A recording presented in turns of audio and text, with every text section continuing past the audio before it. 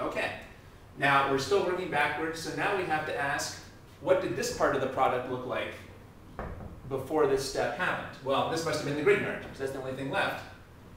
So first of all, I'm just going to redraw. Remember the redraw and modify technique. I'm just going to redraw.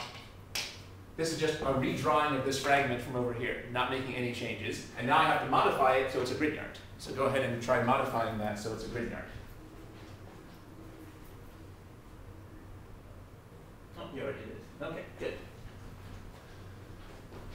Now there's only one thing that's pretty tricky here. I think it's pretty clear to you that we're going to put in a covalent bond to magnesium. But should the covalent bond to the magnesium be on the number 3, the 4, or the 5? The 3. Yeah. How do you know? Because it's the number 3 that we need to attack the number 1 over here. Here's where the numbering and the squiggles comes in handy. On another problem, this is wrong here, but on another problem, it might have been right to put the magnesium over here. On another problem, maybe we would have to put the magnesium here. How do we know that's wrong here? Because the number 4, it didn't form any new bonds in this picture. There's no squiggles next to the number 4. It's not the number 4 that we need to make into a nucleophile over here. So not only do we have to put in the magnesium, we got to put it in the right place. So we can put that over here. Okay, and attached to the number 3.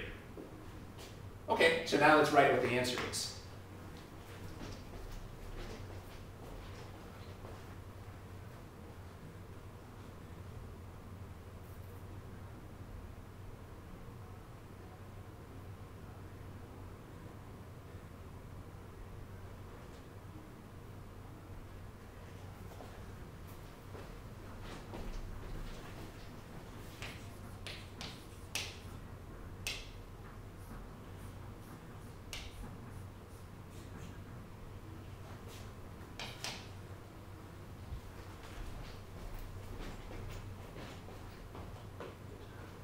And we have to number these as separate steps. We've seen that you can't do the aqueous workup with the hydronium until you're done with the first step. We saw last time why that was, because the hydronium would destroy the Grignard over here.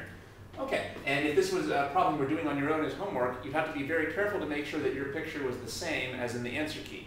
For example, it might be very easy for you not to notice that you had too many carbons or too few carbons. You have to very carefully match those up. Okay, so the important thing here is the process, the thought process that we went through here. We tried to find an atom in the starting material that we thought was the same as an atom over here, using the landmark, like the oxygen, and then any atoms that we thought were the same in the two pictures, we gave them numbers, the same number. And then we also tried to identify the atoms in the product that are not in the starting material, and we gave them brand new numbers. We also used the squiggles to identify the bonds that were forming or breaking.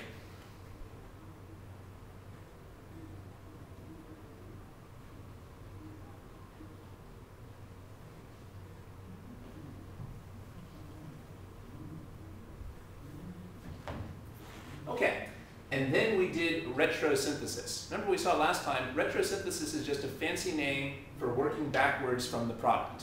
We just worked backwards from the product and asked what two starting materials would combine to give us a product that looked like this. I remember we saw last time that your professor would do retrosynthesis like this. Your professor would use a double-lined arrow, and your professor would write the product on the left, and they would write the intermediate or the starting material on the right. But we saw that for a beginning student that's very confusing because we're used to having products on the right and intermediates on the left, so we're not going to write it this way.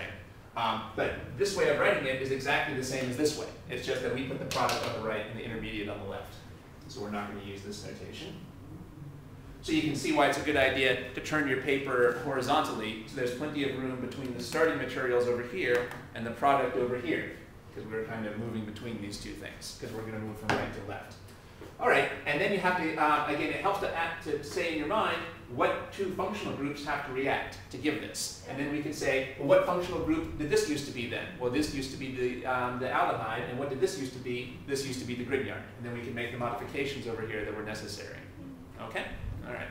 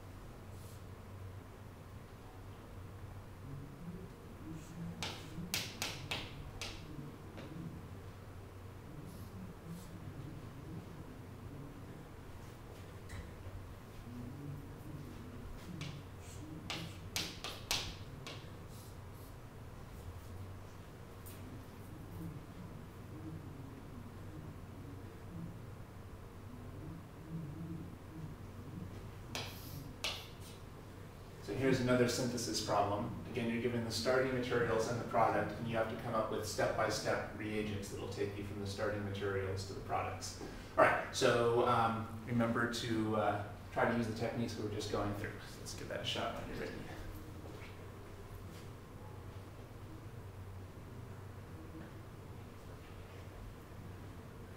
Huh.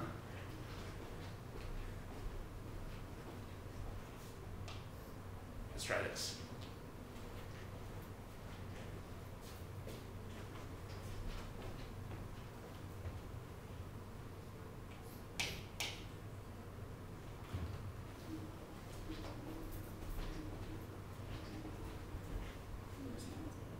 Take your time.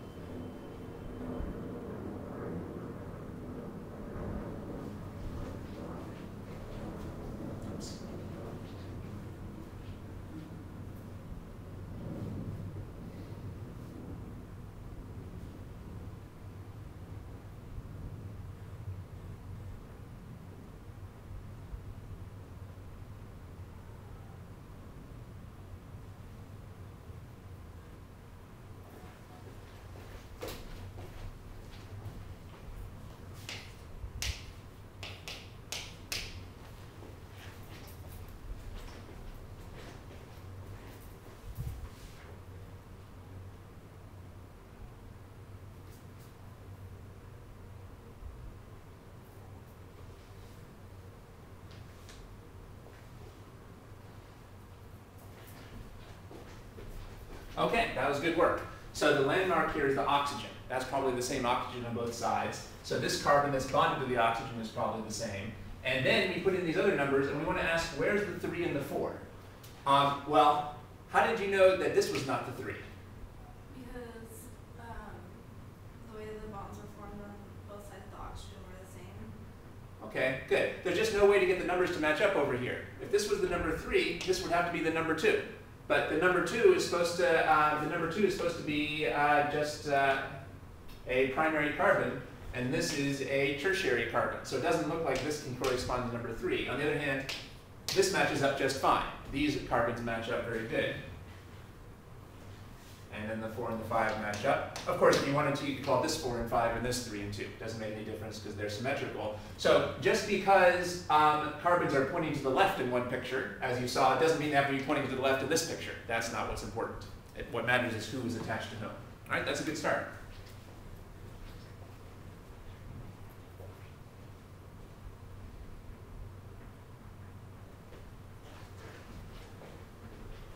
So now you've given new numbers to the carbons that were not in the starting material. Good.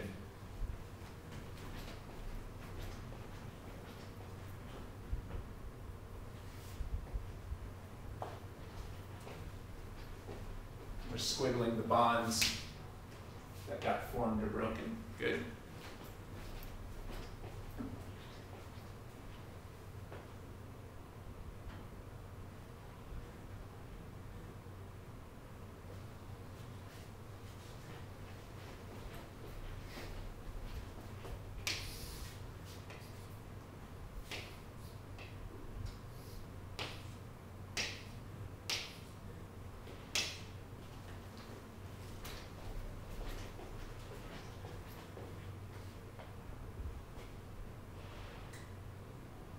Okay, good.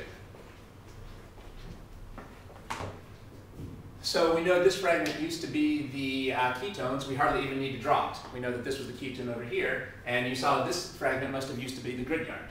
And where was the magnesium attached? Well, not to the number 7. It's not the number 7 that formed the new bond. The magnesium should be over here. Okay, good. So step 1 was to add this, and step 2 was to add the hydronium. So this would be our answer. So it's good that you kept numbering when you were working over here as well. This was the step that messed us up in the last problem. The hard part was figuring out the Grignard that will give us this fragment. But what helps to put in the numbers here in order to work through that. All right, that looks like we made some progress on that.